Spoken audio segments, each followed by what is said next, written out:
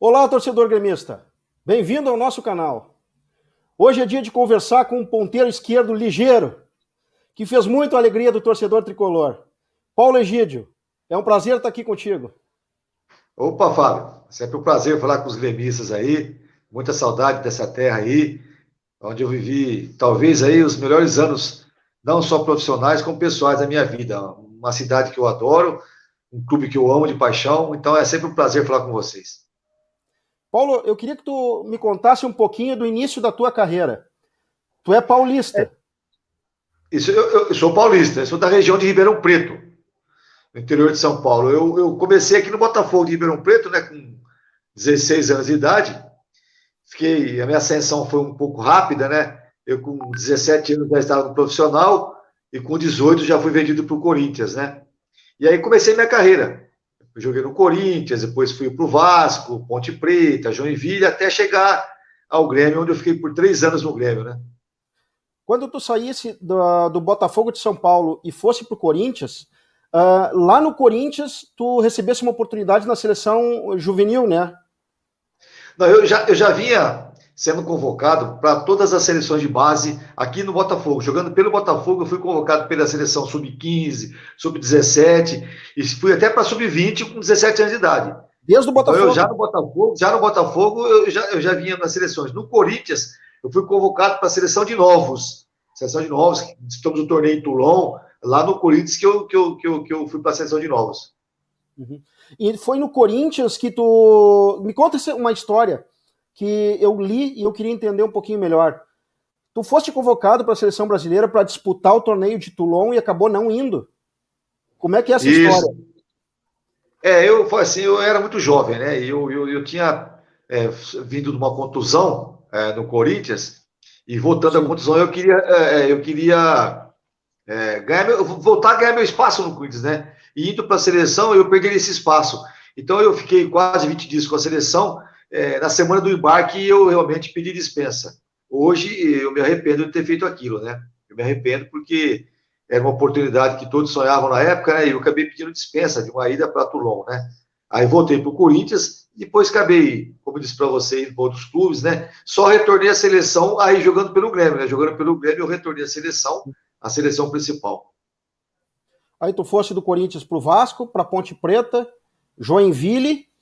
Tu Isso. tiveste uma passada no Boa Vista de Portugal?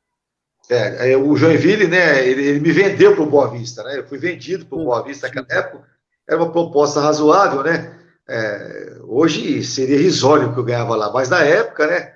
O dólar era muito alto, né? Era coisa de 100 vezes mais que o nosso aqui, não é como hoje, que é 5, 6, o pessoal acha que tá, Sim. o pessoal acha que tá, pô, tá, o dólar tá alto. Naquela época não era assim. Eu acabei indo para lá, mas sofri uma contusão lá, não quis operar lá, pedi para que eles me deixassem voltar para São Paulo e eu arcaria com a despesa por minha conta, né? Foi o que eu fiz. Eu acabei fazendo uma cirurgia em São Paulo com o Dr. Marcos Amatuzzi na época, e voltei. E na minha volta, quando eu já estava bem, comecei a negociar com alguns clubes, né? E foi até curioso que eu tinha acertado com o Criciúma. Eu tive uma proposta do Santos, depois não vingou, tive outros interessados e acabei o Criciúma fazendo uma proposta muito boa. Como eu tinha uma moral muito grande em Santa Catarina, eu resolvi recomeçar no Criciúma. Mas só que no mesmo dia que eu acertei com o Criciúma, o doutor Raul Regis de Freitas me ligou. Aí eu pedi desculpas ao pessoal do Criciúma, fui atendido pelo Evir Coupe, o próprio presidente na época, o senhor Moacir Fernandes, ele foi até engraçado que ele disse assim para mim: você está indo viajar para Porto Alegre quando? Eu falei: presidente, eu vou amanhã. Ele falou: olha, vamos fazer o seguinte, eu não vou contratar ninguém entre hoje e amanhã. Se até amanhã à tarde você não me ligar, é porque você assinou com o Grêmio. Se você não acertar, você é pertinho aqui, é 300 quilômetros, vem de ônibus, não precisa nem vir de avião. Eu peguei, achei até bacana isso, né? Mas é óbvio que eu ia assinar com o Grêmio, né? Que, pô, era um clube de ponta, né? E graças a Deus acabou dando certo, acabei indo pro Grêmio. E curioso que o Criciúma depois ele trouxe o Roberto Gaúcho. Naquela mesma semana o Roberto foi pro Criciúma emprestado e depois acabou saindo do Criciúma também.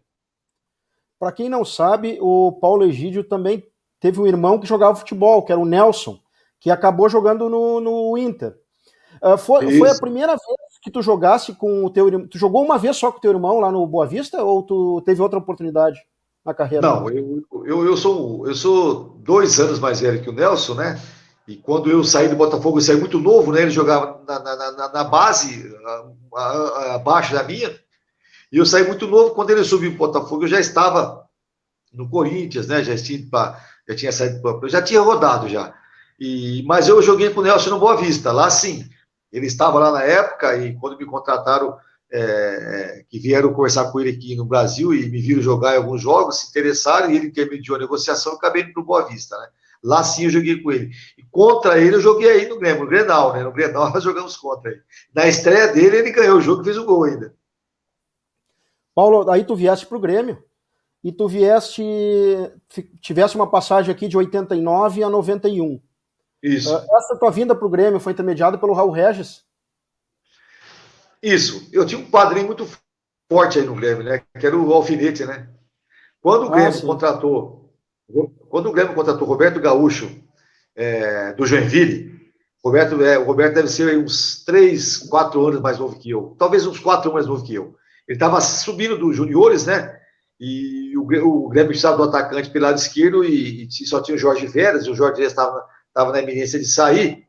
Ele se interessaram por Roberto Gaúcho, o Alfinete me indicou. Eu falei, ele até brinca, o Alfinete fala assim, vocês estão contratando, no momento, o jogador errado.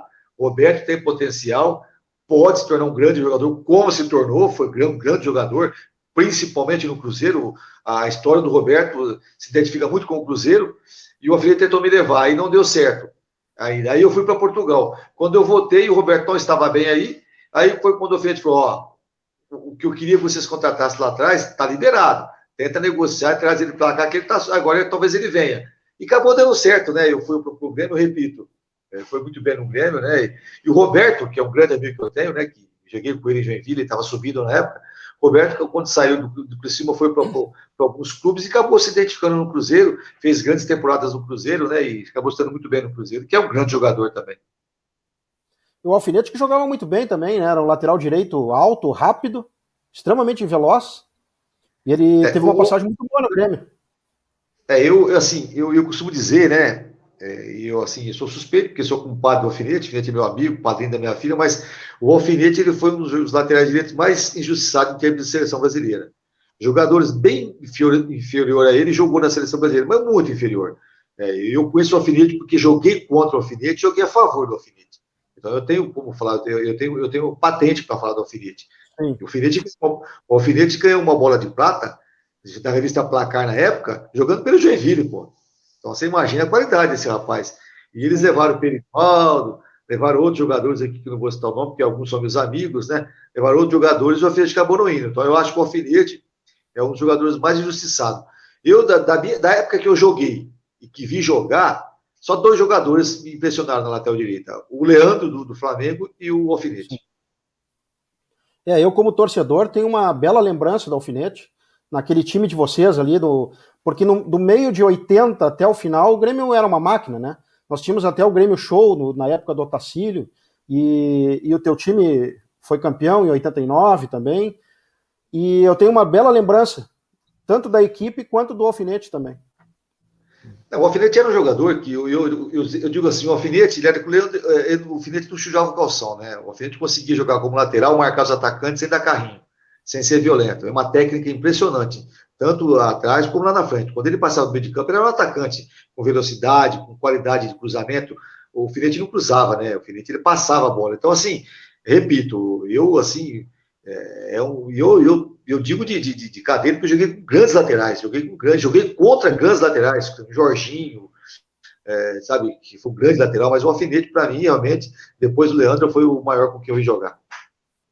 Paulo Egídio, no Grêmio tu fosse campeão gaúcho em 89, 90, campeão da Copa do Brasil em 89 e super campeão do Brasil em 90, naqueles 2 jogos contra o Vasco pela Libertadores também, né?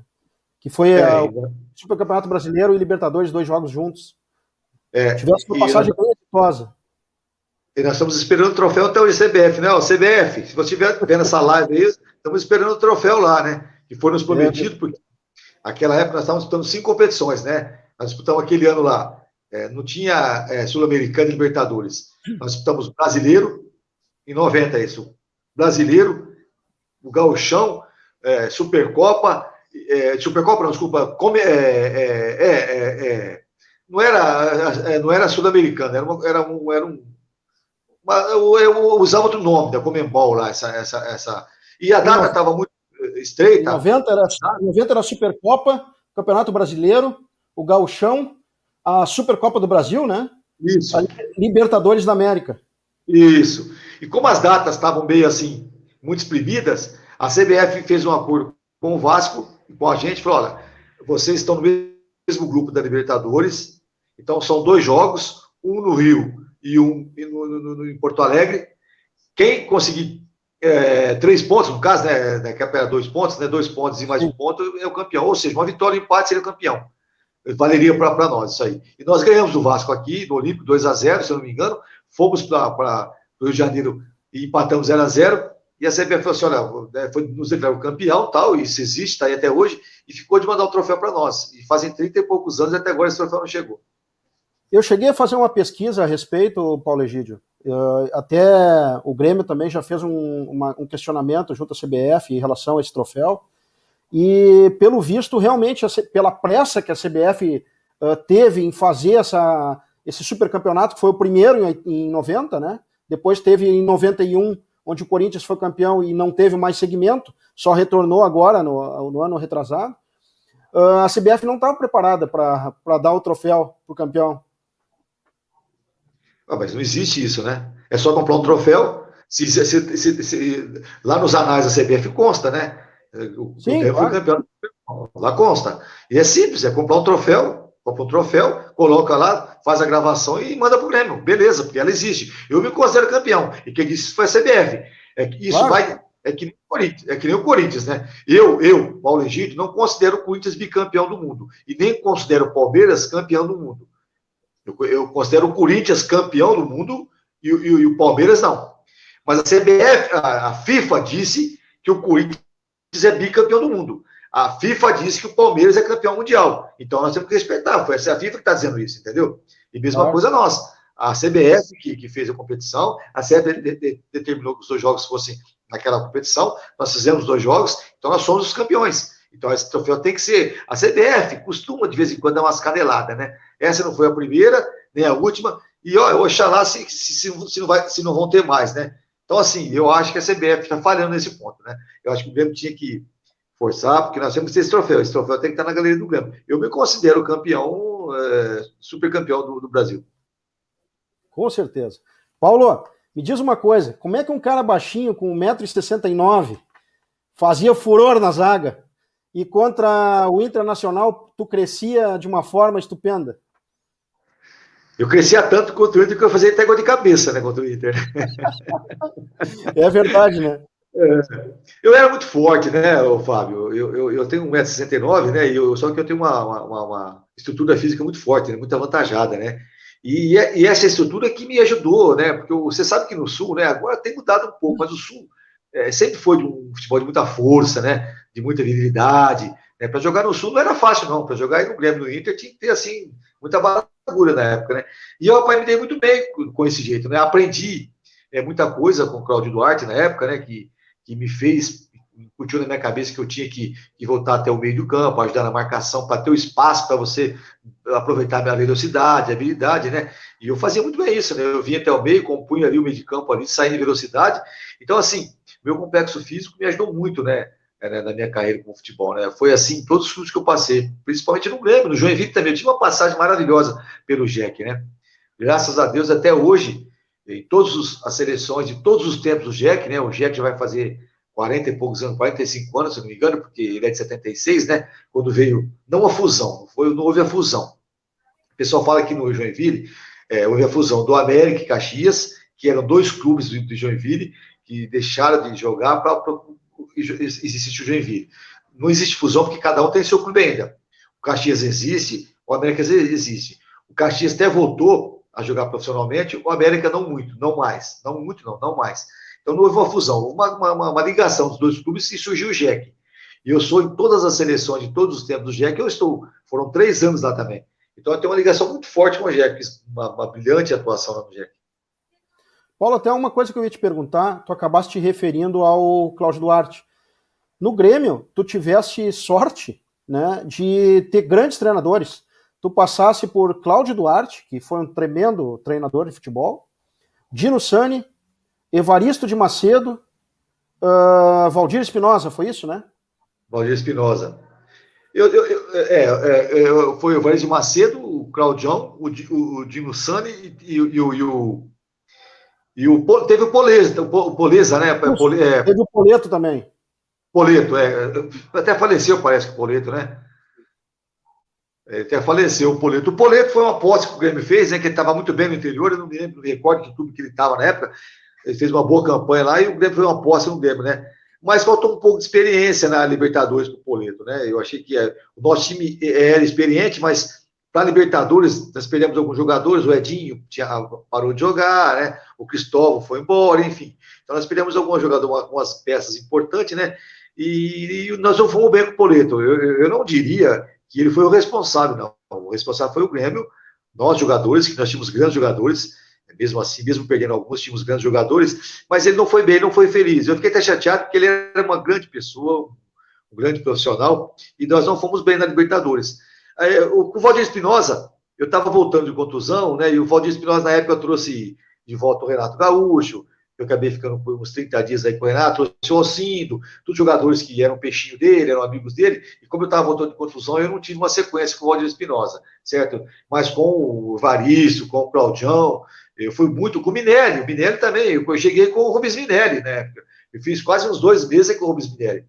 Mas a equipe não estava bem com o Rubens Minelli, né? E aí veio, mandaram embora o Minelli e veio o Claudião, né? E o Claudião foi parceiraço, amigo, psicólogo, treinador, assim, ele é um cara excepcional, tenho amizade com ele até hoje, devo muito a minha passagem pelo Grêmio ao Claudião e ao Evaristo de Macedo, os dois. O Claudião é uma grande pessoa, né? E sabe muito de futebol. Com certeza, com certeza. Ele imprimiu isso muito bacana no nosso time, né? Nós tínhamos, às vezes, a gente jogava muito aberto, né? Demasiadamente aberto, às vezes até com 3, 4 atacantes. E ele chegou e, com jeitinho, foi ajeitando, foi fazendo com que eu voltasse para marcar um pouco. Depois ele colocou o Assis para fazer o quarto homem. Aí o Assis tinha liberdade. Hora eu na direita, o Assis na esquerda. Hora eu na esquerda, o Assis na direita. Então a gente tinha uma liberdade, o Cuca. E nós tínhamos dois, eu cito sempre, naquele time de 89, 90, nós tínhamos 2 jogadores que eram, eu acho que nós tínhamos 13 titulares. 13 titulares. Que nós tínhamos, vou até escalar o time aqui, ó. O Mazzaropi, Alfinete, Edinho, Luiz Eduardo e Elcio. Jandir, Lino, Cuca e Assis. Paulo Egídio e Quita, depois o Nando. Mas nós tínhamos 2 jogadores importantíssimos, né? Nós tínhamos. Era o Almir e o Darcy. O Almir? O Almir, quando entrava pela... Voltei. Oi, Paulo. Cortou esse pedacinho. Opa, voltei? Oi, pode falar. O Almir? Voltei. Posso continuar? Pode, então, pode. O Almir era um jogador que entrava muito bem pela direita, como ponta direita, né? Ele entrava muito bem com velocidade, com habilidade. E o Darcy também, quando entrava, fechando pelo meio, tanto pela esquerda como pela direita, como meia. Então nós tínhamos 13 jogadores naquele time de 89, 90. Eu considero o Almir e o Darcy como titulares também. Qual foi o jogo mais importante, mais bonito para ti na tua carreira? No Grêmio eu tive um jogo do Flamengo, né? Na Copa do Brasil, né? Foi um jogo assim que é memorável, né? Você meter do 6x1? Do 6x1. Você meter 6x1 no time do Flamengo, vou te falar, não é para qualquer um, não é para qualquer time, não. E nós conseguimos aquele. Nós empatamos com o Grêmio, né? 2x2 lá no Rio de Janeiro. Inclusive, tu fizeste um gol. Eu fiz um gol. Eu fiz um gol lá no Maracanã e fiz 2 gols na volta aqui no Olímpico. No Maracanã, o Zico jogou. Era pela Copa do Brasil. O primeiro jogo foi 2x2 lá, tu fizeste um gol. E aqui tu arrebentaste também. Aí o time arrebentou, né? O time arrebentou. E o Zico jogou lá no Maracanã, no 2x2. Eu até troquei a camisa com ele na época. E depois ele não veio para Porto Alegre, sentiu uma contusão. E se eu não me engano, o Zico jogou aquele jogo com a gente, depois teve mais um jogo só pelo Flamengo. Ele jogou lá em Juiz de Fora, no Fla-Flu, e encerrou a carreira dele aqui no Brasil, o Zico. Ele fez até um gol naquele jogo lá. E ele jogou no Maracanã. Ele não veio aqui para Porto Alegre, né? Aliás, ele não foi para Porto Alegre, mas o Júnior foi, né? o Júnior, o Leonardo, o Zinho. Então, tinha um time bom, principalmente tinha um time massa, Flamengo. E nós conseguimos fazer um jogo maravilhoso, né? Metemos 6-1 no Flamengo, que foi pouco, viu? Aquele jogo lá foi pouco. Podia ter sido uma goleada histórica em termos de clássico com o Flamengo, né? Eu posso te escalar esse time aí, os dois times? Grêmio Pode 6-1 no Flamengo no Estádio Olímpico, pela segunda, o jogo de volta da Copa do Brasil. Foi no dia 19 de agosto de 89. Olha o time do Grêmio. Mazzaropi, Alfinete, Luiz Eduardo e Wilson, Elcio, Jandir e Lino, Cuca, Assis, Kita e Paulo Egídio. Ainda entraram no segundo tempo o André, no lugar do Jandir, e o Almir, no lugar do Kita. Os gols do Grêmio foram 2 do Cuca, 2 do Paulo Egídio, 1 do Assis e 1 do Almir. E o Flamengo tinha um timaço também. O Flamengo jogou com Cantarelli, Leandro, Júnior Baiano, Fernando e Leonardo, Ailton, Júnior, Marquinhos, depois o Renato, Sérgio Araújo, Nando e Zinho. E o time do Flamengo era treinado pelo Tele Santana, né? E o nosso pelo Cláudio Duarte. Foi um jogaço. Você vê o time do Flamengo, né? Eram todos jogadores de seleção brasileira, se você for ver aí, ó. O Júnior Baiano, o Leonardo, o Fernando. O Fernando era um zagueiro na época de. Pô, o Fernando era badaladíssimo, jogando no Vasco, jogou no país. O Zinho, o Ailton jogou em grandes clubes do Fluminense, foi campeão, inclusive. Hoje ele é auxiliar técnico do Fluminense. Então, a equipe do Flamengo era uma equipe valiosíssima, a equipe do Flamengo, né? Mas nosso time era muito bom, nosso time era um time experiente e muito unido, né? Porque assim, nós não tínhamos vaidade, né? O nosso time não tinha vaidade, né? Nosso time nós tínhamos grandes jogadores, mas sem vaidade. E isso fez com que a gente conseguisse sucesso naqueles 3 anos. E ali também aconteceu uma coisa, no início do segundo tempo, estava 1-0 pro Grêmio. E nós entramos no segundo tempo, tu logo fizesse um gol de cabeça também, foi aos 4 minutos do segundo tempo, e aí o Grêmio decolou. O Almiro fez 1 minuto depois, o Cuca fez aos 28, tu voltasse a fazer aos 31, e lá no finalzinho o Renato aos 35 fez o único gol do Flamengo e o Assis tapou o caixão. Foi um jogaço. Foi um jogo olímpico cheio, né? O olímpico lotado, né? Sim, o Olímpico estava com 46.137 pagantes. Pagantes, né? Mas tinha no mínimo aí umas 50 e poucas mil pessoas. Tinha mais, porque o Olímpico estava lotado. Eu tenho uma saudade muito grande do Olímpico, né? Eu tenho uma maquete do Olímpico que eu ganhei, eu nem está aqui, está guardada, uma maquete que eu guardo com carinho imenso. Eu torci para que o Grêmio reformasse o Olímpico, eu torci muito para isso, eu não queria que o Grêmio saísse da Zenha, sabe? Eu acho que era simpático, eu conheço a Arena, o Paulo O'Donnell me convidou para ir na Arena antes da inauguração, eu fui lá, passei 2 dias eu passei lá dando autógrafo, né? Ele fez uma promoção que os gremistas, os primeiros 600 gremistas que se inscreveram durante a semana, 300 no sábado, 300 no domingo, iriam lá na Arena para conhecer o andamento das obras. Isso foi em agosto, se eu não me engano, eu fui lá. Em outubro inaugurou o estádio, outubro, novembro inaugurou o estádio. Então eu fui na Arena, conheci a Arena, fui convidado para ir na inauguração da Arena, não deu para ir. Fui convidado para ir no último jogo do Olímpico, também não deu para ir. Mas assim, eu tinha um carinho, não sei se é saudosismo, se ter conseguido o que eu consegui no Olímpico. Eu gostaria que o Grêmio tivesse feito como o Inter fez, reformasse a Arena, né? O Olímpico. Já estava ali, o palco estava montado, era dar uma mexidinha ali, uma mexidinha aqui, porque eu não sei se foi o local, ou se foi uma coisa de ocasião. E o Grêmio teve um problema com a OAS, né? O negócio da Arena aí, né? O O'Donnell, depois veio o Fábio Koff, parece que agora também já está tendo alguma coisinha. Então a Arena é do Grêmio e não é até hoje, né? Assim, tá meio complicado ali. É uma obra maravilhosa, uma obra linda, tanto por fora como por dentro, mas eu ainda acho que se nós tivéssemos reformado o Olímpico, seria uma coisa muito bacana, muito legal. E tu vê como o tempo passa, vai fazer 9 anos agora. Em dezembro. A inauguração foi 8 de dezembro de 2012. Foi em dezembro a inauguração? Isso. Uhum. Porque eu tive em setembro lá, sabe por quê?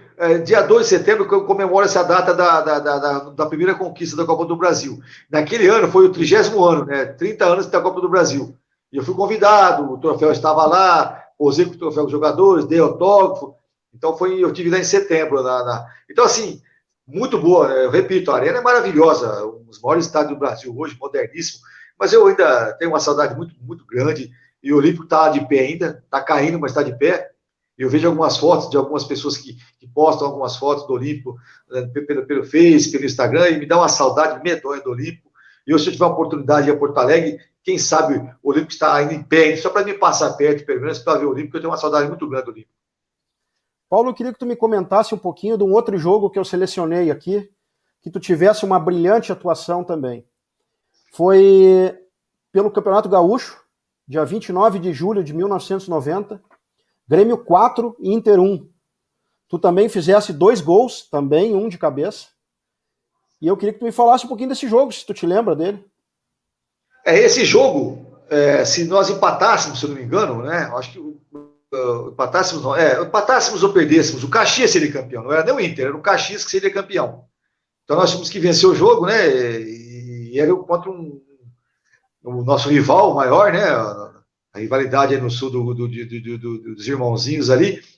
E eles entraram provavelmente para que eles entraram para prejudicar, para queimar nosso filme aí no campeonato. Mas nós fomos, a gente está muito bem, nós temos 1-0, eles empataram o jogo, depois eu acabei fazendo 2 gols muito bonitos também, esse de cabeça aí eu fiz aí, eu sempre me posicionei bem de cabeça, não foi só no Grêmio que eu fiz gol de cabeça, eu brinquei que eu cresço nos Grenais de cabeça, mas fiz gol no Corinthians de cabeça, no Botafogo de Ribeirão Preto, em Joinville eu fiz muito gol de cabeça.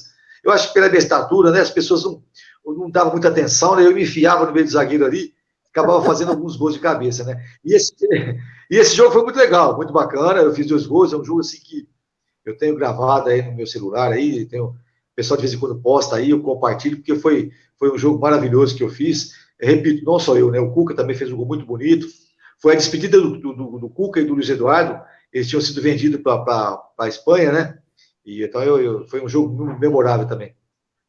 Esse foi o jogo do hexacampeonato do Grêmio. A tua memória está muito boa. Tu te lembra do time do Grêmio naquela ocasião ou não? Olha, nesse jogo, eu acho que porque assim, foi em 90, né? Nós tínhamos o Mazzaropi, o Alfinete, acho que o Wilson, né, e o Elcio, é isso, a zaga? E no meio de campo nós tínhamos o Jandir que continua. Era o Mazzaropi. Vê aí, fala aí. Mazzaropi, Fábio e João Marcelo. Alfinete. O João Marcelo veio do Bahia. Isso, era o João Marcelo.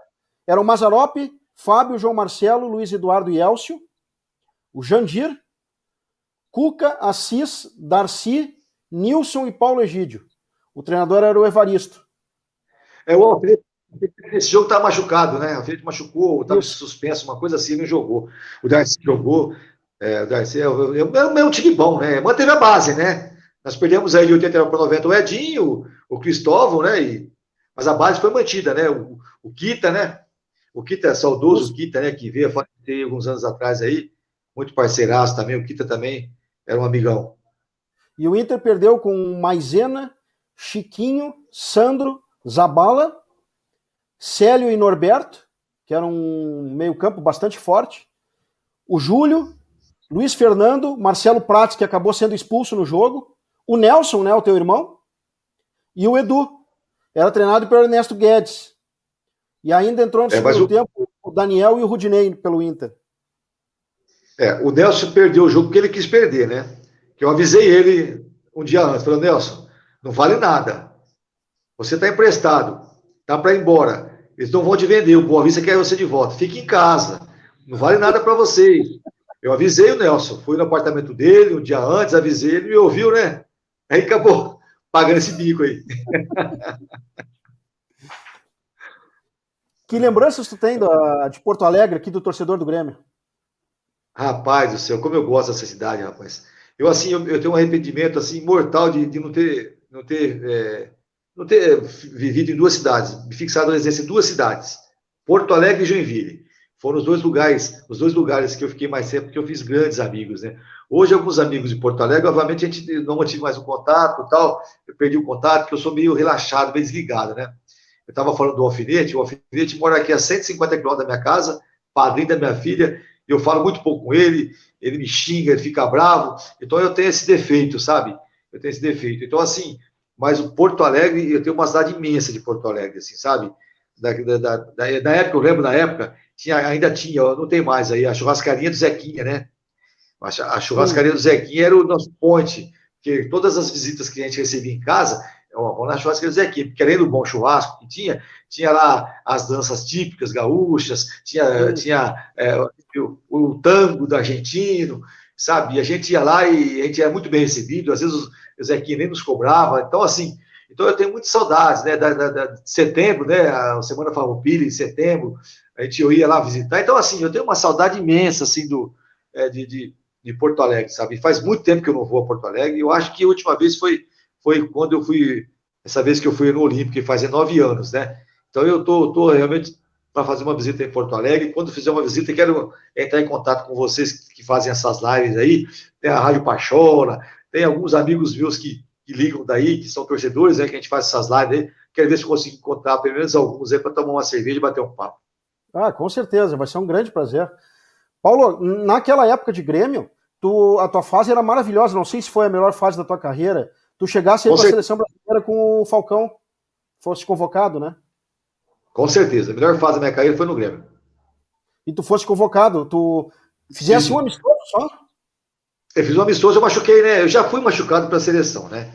Eu não estava bem do joelho, o doutor Marchek na época aí estava assim, tentando cuidar do meu joelho, estava difícil. Tanto é que depois que eu saí do Grêmio aí, eu tentei jogar mais um ano e pouco, acabei não conseguindo, acabei parando, né? Mas eu estava machucado, fui para a seleção brasileira, fiz até um bom jogo lá e havia promessa do Falcão que eu fiquei no banco, entrei um pouco no jogo e o Falcão gostava do meu futebol, o Falcão, e ele me prometeu que eu seria titular pelo menos nos 2 jogos seguintes para que eu pudesse mostrar meu valor, né? Mas infelizmente eu vim voltei naquela seleção, voltei numa segunda-feira, nós jogamos contra a Portuguesa de Desportos em São Paulo na quarta-feira e ali eu acabei de arrebentar o joelho. E ali aquele jogo ali foi um dos últimos jogos que eu lembro de eu ter feito no Grêmio, assim, sabe? Depois eu machuquei, tentei voltar alguns jogos, fiquei mais quase um ano aí no Grêmio, né? Fiquei em 91 quase inteirinho aí, mas já não era mesmo o joelho e sempre com problemas. Aí eu voltei para o interior de São Paulo, fiz alguns jogos aqui pelo Botafogo, tentei jogar, mas não estava difícil. Tanto é que eu não consigo nem jogar amistoso, não consigo nem brincar hoje mais. O Marchek que está nativo ainda. É um dos melhores médicos, né? Na época eu era o Papa, né? Era o Marchek e o Amatuzzi em São Paulo. Eram os 2 papas da medicina, né? Introduziram já a artroscopia. O Marchek era maravilhoso. O Marchek me deu uma atenção grandíssima aí em Porto Alegre e cuidou muito bem de quando até a época que ele pôde, né? Doutor Alarico, doutor Ricola, como é que é o. Doutor Alarico o Marcola, não é Marcola, né? Doutor Cola, Dirceu Cola. Tinha 2 médicos. Dirceu Cola. Falar Marcola me mata lá, pô. PCC, cara, Marcola. Doutor Dirceu Cola. Então, assim, eu tive grandes profissionais no Grêmio, o Banha tinha até grandes profissionais. Alvaci Almeida. Tu tivesse 3 lesões no joelho direito? Sem saudade. O Zezinho, né? O Zezinho tá até hoje. O joelho direito eu operei 4 vezes o joelho direito. 4 vezes. Pra você ter uma ideia, eu operei o joelho direito depois que eu parei de jogar futebol. Depois que eu parei, eu operei de novo o joelho. Pra você ter uma ideia como é que estava meu joelho direito. E aí tu encerrasse a carreira no Botafogo e tu. E o esquerdo também, cara, o esquerdo eu operei só quando eu parei, né? Eu operei... Sim. Paulo, depois de abandonar o futebol no Botafogo, tu virasse treinador? Não ouvi sua pergunta. Depois que tu saísse, depois que tu largasse o futebol, tu virasse treinador?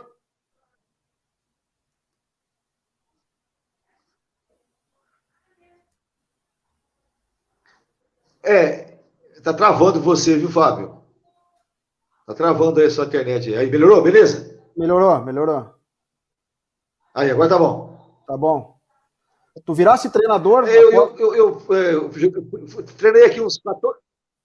Isso, eu treinei uns 14 clubes aqui no interior de São Paulo. Aí, quando eu estava bem como treinador, eu estava no comercial de Ribeirão Preto aqui, na Série A do Campeonato, Série A1 do Paulista, tinha ganho com o Fogo, ganhei do meu Botafogo, dirigindo o comercial, que era do meu rival na época que eu jogava. eu recebi uma proposta para ser secretário de esporte da minha cidade e acabei me acomodando, né? E prejudicou. Para você ver, depois que eu parei com a prefeitura, já fazem 4 anos que eu saí da prefeitura, eu estou com dificuldade de votar na carreira. Eu fiz um estágio com o Fábio Carilli no Corinthians, eu fiz um estágio com o Cuca no São Paulo, em julho de 2019, fiquei lá 10 dias. Então, assim, e como eu não tenho empresário, não tô no meio do negócio, eu estou com dificuldade de votar, rapaz, está difícil. Eu montei um negócio, depois que eu saí da prefeitura, eu montei um negócio, também fiquei 2 anos desse negócio. Né? Agora fazem 2 anos que eu estou tentando votar, como eu disse, fiz esses estágios aí, e tá difícil, porque o futebol é gozado, né? O treinador está num time caindo de divisão, ele sai daquele time, ele cai naquele time, daqui a pouco ele está num time melhor que aquele lá. Então é um círculo, desculpa, é um círculo ali, rapaz, que parece que, não sei, rapaz, eu não entendo isso, sabe? Então, para você entrar, tá, é uma dificuldade danada, rapaz. Eu repito, eu não tenho empresário, né? Isso dificulta muito. Eu tenho que ir ligando para alguns contatos, alguns amigos, né? Eu nunca tive empresário, mas não porque eu não queria, porque na minha época, como jogador, eu não tinha muito. Como eu comecei a carreira sem empresário, eu nunca sabe? Então, todos os clubes que me empregavam eram indicações, era bom trabalho que eu havia feito no time anterior. Então, agora está difícil. Eu fiquei parado esses tempos aí, está complicado para encaixar uma volta. A tua intenção, então, é retornar como treinador de futebol? Ah, sem dúvida, né? Sem dúvida, né? Uma coisa que eu gosto de fazer, né? Eu tenho alguns contatos muito bons, mas assim, eu repito assim, eu não gosto de ficar ligando, sabe? E de receber ou não. Eu tenho empresários assim, que são meus amigos, que quando eu jogava, não eram nada. Eu pagava até churrasco para esse pessoal, você quer saber? Aí em Porto Alegre tem 2 aí que não eram nada. Não eram nada. Um vendia relógio, o outro vendia banheira, vendia camiseta, e de repente se tornaram empresários assim, grandiosos, né? Negociações vultuosas, e eu não gosto de ficar ligando para. Porque às vezes você recebe um não, às vezes de que forma você recebe esse não te magoa, sabe? Então eu fico meio com receio de ligar, você tá entendendo? Então eu tenho não só esses 2 de Porto Alegre, mas outros aqui do interior de São Paulo também, de São Paulo, que eu tenho assim meio receio de ligar, porque eu nunca falei não para ninguém. Eu até para falar não, eu sou meio cuidadoso, sabe? Até porque a gente sabe quando a gente recebe um não, dependendo da forma que você recebe, você se magoa de uma vez, acaba desanimando e tudo, né? Então, assim, eu fico meio com receio de ligar, sabe? Mas a gente vai levando aí, vai conversando com alguns amigos, quem sabe daqui a pouco. Tem um cara em Porto Alegre, quase eu fui para time da segunda divisão, eu não me lembro o nome do time agora, rapaz. Frederiquense. É Frederiquense, uma coisa assim, é União Frederiquense. Não sei se essa equipe. Isso. Tem até o estádio, eles fizeram um campo novo lá, o estádio aqui. Mas assim, não acabou não dando certo. Foi uma vez que eu quase voltei para o Sul como treinador, foi essa vez. É um amigo que eu tenho aí, o Alexandre, né? Que eu trabalhei muito com o sogro dele aqui. O sogro dele foi meu supervisor em 2 clubes aqui no interior de São Paulo, na época que eu era treinador. E ele tentou me encaixar, mas ele não conseguiu também não, assim, sabe? Sempre tem alguém mais amigo. Porque assim, quando você tem empresários que militam em clubes, né? Então o pessoal dá preferência por indicação de empresários. Porque lá depois você pode estar precisando de um empresário, de um jogador, ou de uma venda de um jogador, ou de trazer algum jogador para o seu clube. Então, às vezes, eles querem ser treinadores que sejam indicados por empresários para que eles possam ter depois um privilégio, vamos dizer assim, uma negociação de jogador, tanto para chegar no clube quanto para sair. Sim. Paulo, para encerrar, eu queria te fazer uma pergunta em relação ao treinador. Como tu vê esses treinadores estrangeiros vindo para o Brasil agora de uma forma mais acelerada e em maior quantidade? E como tu vê a qualificação de treinadores de futebol feitas pela CBF nas certificações dela?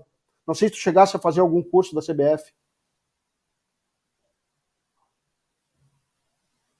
Não, eu não fiz nenhum curso da CBF, mas se eu voltar a treinar, porque são caros, né? Não são baratos o curso da CBF, né? Eu sou contra esse curso, mas você vai ter que se enquadrar. Eu acho que a CBF tem que respeitar o currículo do atleta, como ex-atleta que foi, como treinador que foi. Por exemplo, ele respeitou todos esses treinadores aí, veteranos. O finado Valdir Espinosa, o Luxemburgo, o Edu Antunes, enfim, o Abel. Esses treinadores não precisaram fazer curso.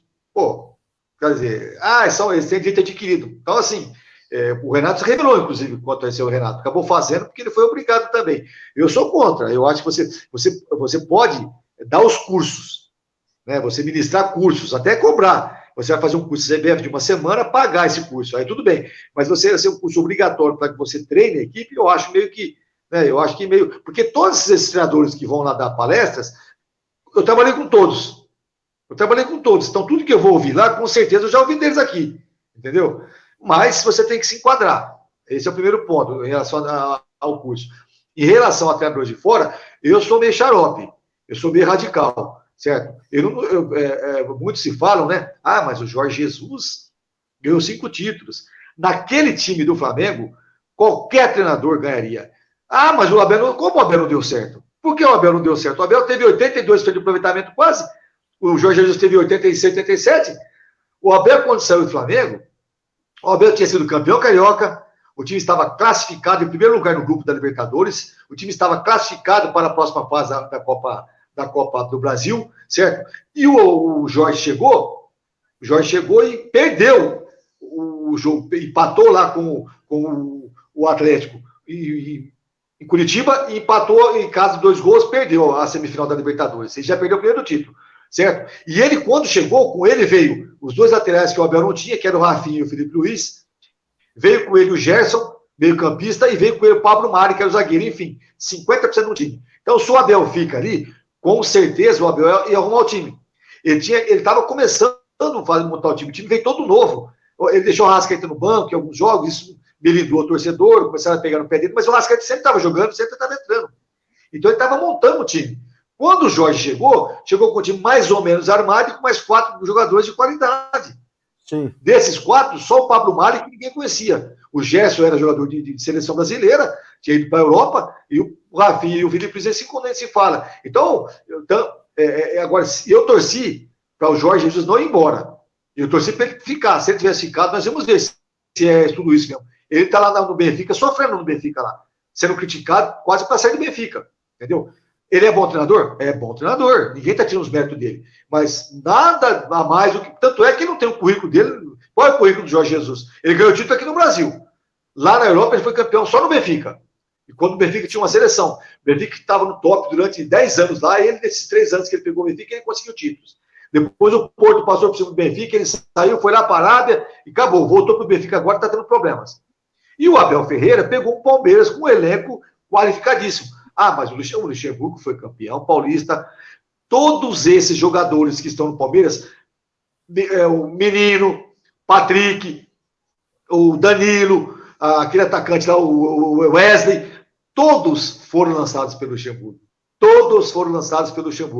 Eles começaram a jogar com o Luxemburgo. Se o Luxemburgo tivesse ficado no Palmeiras, será que ele não seria campeão da Libertadores também? Como não? Ele também deixou o time classificado na Libertadores, deixou o time classificado na Copa do Brasil, entendeu? Foi campeão paulista com a molecada, mudando alguns jogadores, pegando alguns jogadores, só que, como disse, tinha dinheiro, vieram outros de qualidade.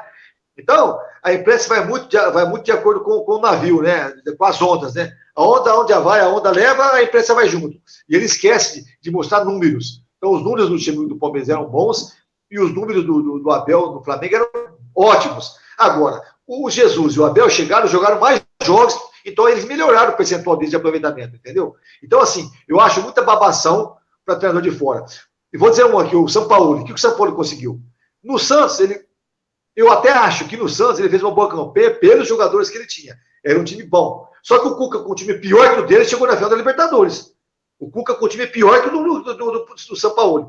E no Atlético dele, que tinha uma seleção, o que ele conseguiu? Um 3º lugar no Brasileiro.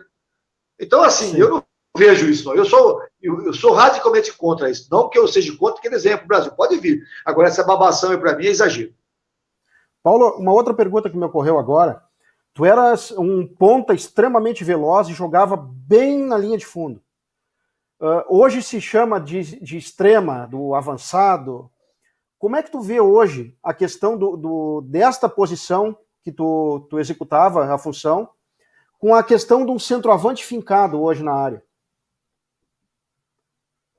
Então, esse era o esquema nosso, né? Nós tínhamos eu aberto para a esquerda, né? Eu tinha liberdade para movimentar, mas eu sempre fiz grandes jogadas pela esquerda como atacante mesmo, né? E repito, nós tínhamos o alfinete pela direita que era um atacante quando aparecia. E quando o Almir jogava, o Almir também era um atacante pelo aberto. Então, os atacantes nossos, Guita, Wilson, encheram, né, a burruca de fazer gol, né? Fazer gol de todo jeito, porque nós tínhamos bons cruzadores, né? Entendeu? Depois perdeu-se um pouco isso, né? Depois perdeu-se um pouco isso com os tempos aí, agora tá voltando. De uns 3 anos para cá, tá voltando, né? Um pouco diferente, talvez, né? Mas está voltando, né? Você vê que o Grêmio geralmente joga era o Cebolinha, agora o PP pela esquerda, pela direita era o Alisson, que não é um ponta, mas é um jogador que joga por aberto, fazendo o corredor ali. Então, assim, voltou, não com as mesmas características, talvez dos 3 atacantes, um só, né? Do outro um pouco diferente, mas aberto, tentando jogar aberto, voltando para marcar, mas tentando jogar aberto. Então está voltando um pouco. Então, assim, mas naquela época nossa, nós já éramos mesmo jogadores de beiradas mesmo, para fazer jogadas, para colocar o atacante em condição. Hoje, por exemplo, o Grêmio ele tem o Diego numa fase que ninguém esperava que fosse ter. Então tem que aproveitar isso. Só que o Grêmio está com os últimos jogos do Grêmio Brasileiro, na Copa do Brasil, o Grêmio tem muita dificuldade. O PP estava muito mal, os laterais não estavam bem. Então o Diego Souza, mesmo com essa dificuldade, ainda acabou fazendo alguns gols ainda, né? Mas se o Grêmio tiver hoje, agora talvez aí o PP voltando agora embora, o Ferreirinha, né? Se o Grêmio perdeu o Rafinha agora. Mas, pelo visto, está acompanhando bastante o Grêmio. Que não vai contratar o Rafinha. Eu acho que tinha que fazer um sacrifício. É uma posição que o Grêmio não tem. Tem o Vitor Ferraz ali. Esse Wanderson está indo muito bem. Eu tenho gostado muito do Wanderson, mas aí tem um jogador João que você não sabe. Então o Grêmio tem que contratar para que a equipe possa, campeonatos que vai ter pela frente aí, Libertadores, bem. Oi. Oi, estou te escutando. Paulo, eu queria te agradecer muito pela entrevista que tu deste. Fábio, tá me ouvindo? Travou. Estou te ouvindo, sim. Oi. Está um pouquinho travado, mas estou te ouvindo. Queria te agradecer pela entrevista que tu desse e queria que tu deixasse um recado para o torcedor do Grêmio. Que, pelo visto, tu anda acompanhando as partidas, né?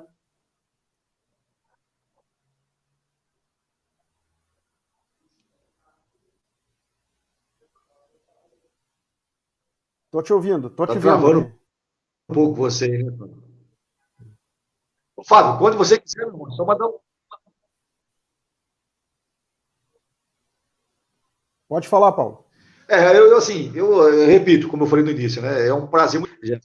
Torcedores do Grêmio, é sempre um prazer, eu repito, amo de paixão esse clube. Um grande abraço aí para todo torcedor tricolor aí. Um grande abraço, fiquem com Deus aí. Muito obrigado, viu? Um grande abraço e obrigado pela entrevista. Precisa de alguma coisa, só mandar um recado, viu, Fábio? Estou à disposição sua. Se quiser fazer outra live, pode ligar, falou?